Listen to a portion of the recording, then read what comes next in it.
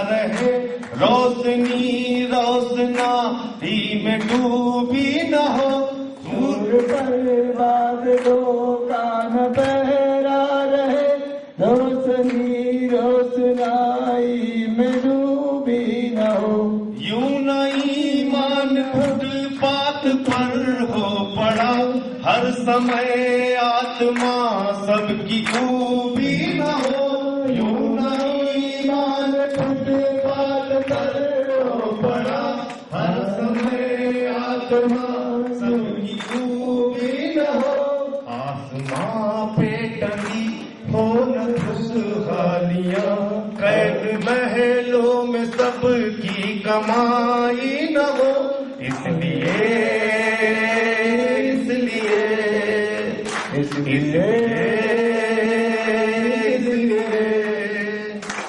कोई अपनी खुशी के लिए गैर की रोटियां छीन ले हम नहीं चाहते।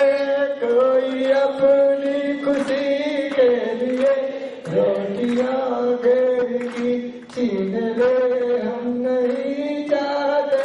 छीट कर थोड़ा चारा कोई उम्र की हर खुशी बीन ले हम नहीं चाहते।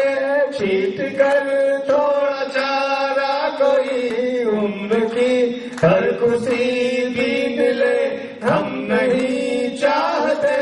हो किसी के लिए मखमली बिस्तरा और किसी के लिए एक चटाई न हो।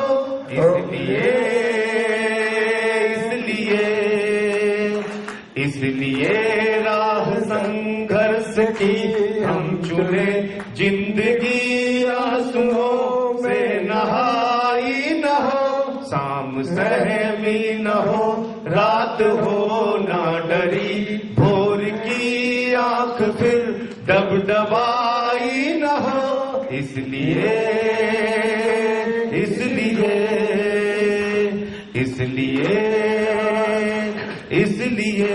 भारत माता की जय, भारत माता की जय। अब जो साथी अपने विचार रखना चाहें वो अपना हाथ कहीं से उठा लेंगे और साथी माइक दे देंगे।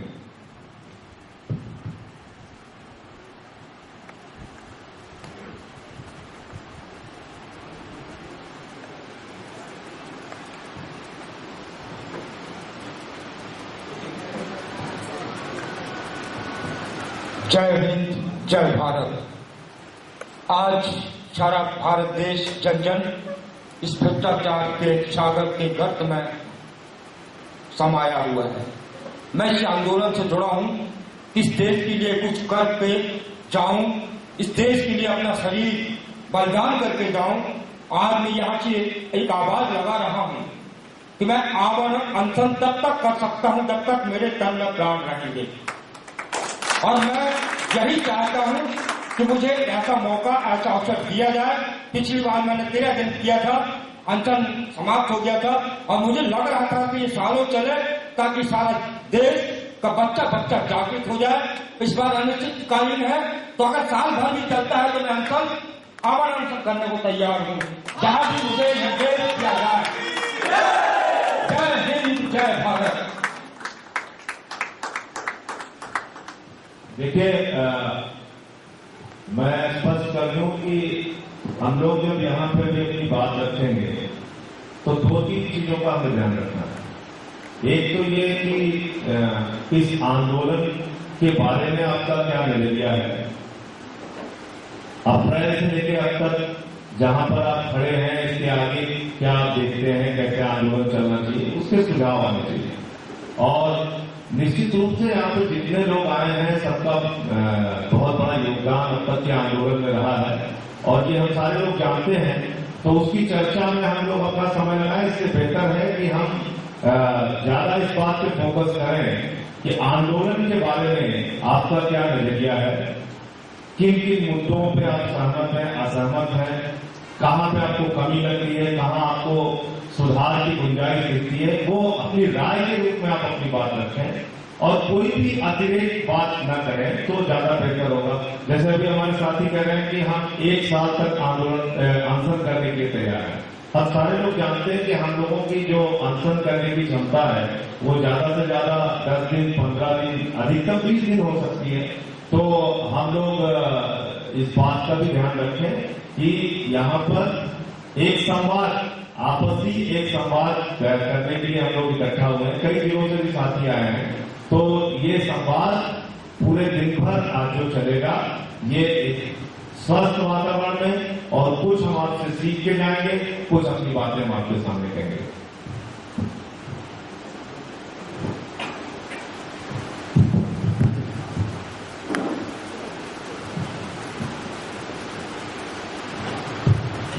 मैं मनोज एक वॉलंटियर हूँ सिवनी से। सिवनी में जब ये प्रोटेस्ट शुरू हुआ था तो हम लोगों ने कुछ प्लान किए थे, वो मैं आप लोगों के सामने रखना चाहता हूँ। यदि इनमें सुधार की आवश्यकता हो तो मैं आप लोगों को सुझाव आमंत्रित करता हूँ ताकि इस बार हम इसे बेहतर कर सकें। अप्रैल 2011 में जब इंडिया अगेंस्ट करप्शन की प्रोसेस शुरू हुई थी, तब शायद सिवनी जैसे छोटे शहर और छोटे डिस्ट्रिक्ट में लोग इन सब चीजों से अनजान थे।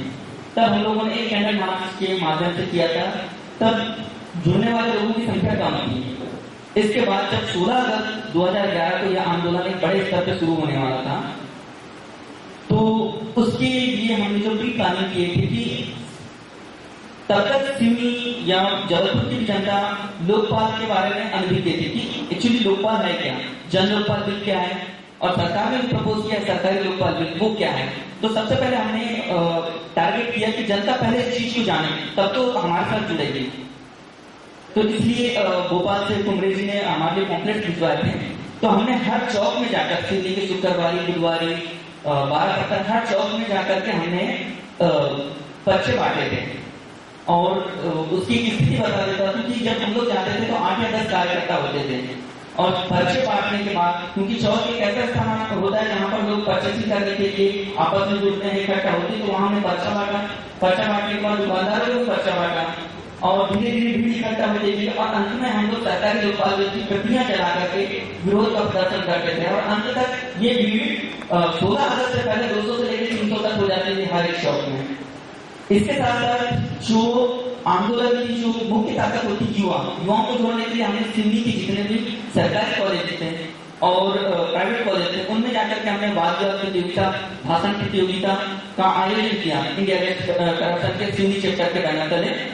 और वहां से हमने लोगों को जोड़ा, विद्यार्थी जुड़े, प्रोफेसर जुड़े, और ये प्रोसेस चलती रही 15 अगस्त तक। 15 अगस्त को युवाओं ने बहुत बड़ी रैली निकाली, लेकिन 18 अगस्त को जो सिवनी की जनता तब तक के साथ समझ चुकी थी, और सिवनी की ऐसी ऐतिहासिक रैली निकली थी जिसकी कल्पना नहीं कर सकते। उसके बाद हम लोगों ने एक स्थान चुना था, शुक्रवारी चौक, वहां पर हमने धरना स्थल पे हम लोग बैठ गए। हम लोगों को पता था कि हमें लोगों को जोड़ना है, इसलिए हम लोगों में से किसी ने अनशन नहीं किया था, सिर्फ हम उस स्थल से लोगों को जोड़ते थे, कोऑर्डिनेट करते थे। इसके बाद वहां का हर एक गायत्री परिवार, भारत स्वाभिमान, रिक्शा चालक संघ, ऑटो चालक संघ, पॉलिटेक्निक स्टूडेंट, सब लोगों ने आंदोलन करते गए।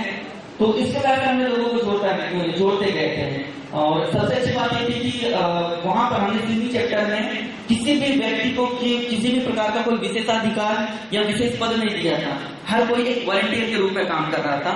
तो ये हमारी एक स्ट्रेटेजी थी, और इसका हमने पालन करते हुए सिवनी में काफी अच्छे तरीके से किया था, और लोग जानने लगे थे, समझने लगे थे।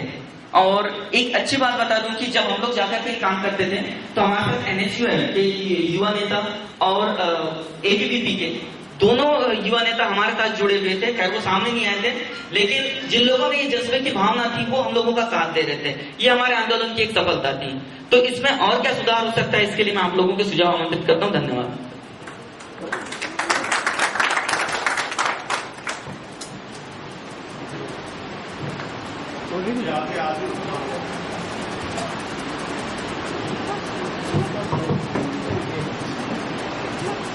जय हिंद दोस्तों।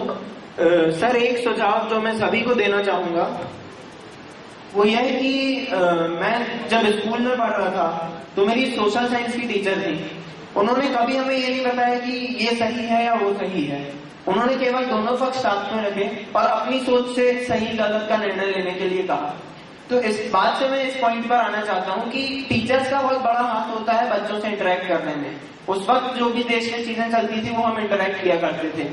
कई ऐसे टीचर्स होते हैं जो भले सोशल साइंस जैसे सब्जेक्ट के ना हो, बट वो एक इंटेलेक्ट लेवल उनका ऐसा होता है या बच्चों से ऐसी इक्वेशन होती है कि बच्चे उनसे ये सब चीजें डिस्कस करते हैं। इसके लिए भी मैं ये सुझाव देना चाहूंगा कि सभी लोग अपने अपने क्षेत्रों में जो स्कूल है, स्कूल में जाकर टीचर्स से संपर्क करें या प्रिंसिपल से संपर्क करें कि टीचर्स को यदि जन लोकपाल बिल के बारे में कोई दुविधा या कोई शंका है तो वो हम दूर करें, क्योंकि वो एक तरीके से हम 1 to many टारगेट कर सकते हैं। हम टीचर्स की शंका यदि दूर कर दें तो बच्चों की शंका को दूर कर सकते हैं और कम समय में हम ज्यादा लोगों को कवर कर पाएंगे। धन्यवाद।